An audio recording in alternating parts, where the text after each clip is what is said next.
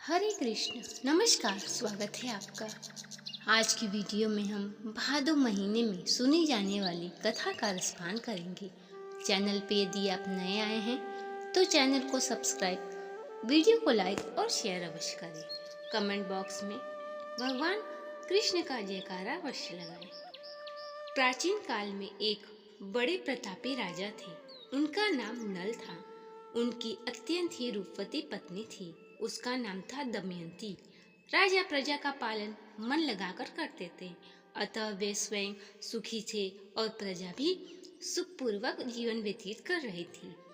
किसी प्रकार का कोई दुख नहीं था, पर किसी शापवश राजा नल विपत्तियों में पड़ गया और उन पर इतनी विपत्तियां पड़ी जिनकी कोई गणना नहीं। उनके हाथी खाने में अनेक मदमस्त हाथी थे जिन्हें चोर चुरा कर ले गए। घुड़साल के सभी घोड़े भी चोर चुरा ले गए।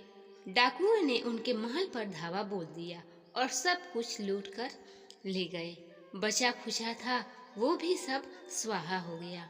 ज्यों त्यों कुछ संभाले तो बाकी जो बचा था वो जुआ खेलकर नष्ट हो गया। विपत्ति की कोई सीमा नहीं थी। राजा रानी नगर छोड़कर राज्य से बाहर हो गए, जंगल जंगल घूमने लगे। पति पत्नी एक तेली के यहाँ पहुँचे। तेली ने दोनों को आश्रय दिया। उसे ज्ञात नहीं था कि ये नल और दमयंती हैं। नल को कोली के बैल हाँकने का काम सौंपा और दमयंती को सरसों साफ करने का।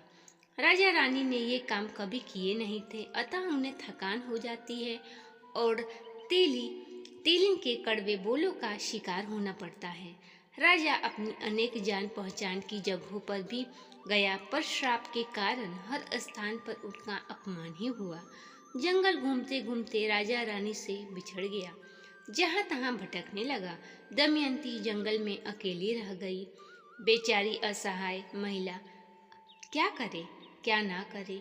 अन्य मुसीबतें भी झेल रही थी, पर पति वियोग की अग्नि से कैसे बचे। एक दिन रानी की भेंट अचानक शरभंगा ऋषि से हुई। ऋषि द्वारा पूछने पर दमयंती ने अपनी विपत्ति कथा कह सुनाई।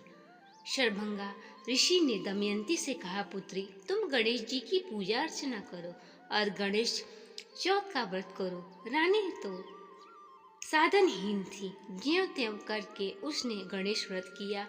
उस व्रत के प्रभाव से रानी को उसका पति मिल गया और पति को खोया हुआ राज्य मिल गया। राजा रानी गणेश जी के भक्त हो गए। तो ये थे आज की भादो महीने में सुनी जाने वाली कथा।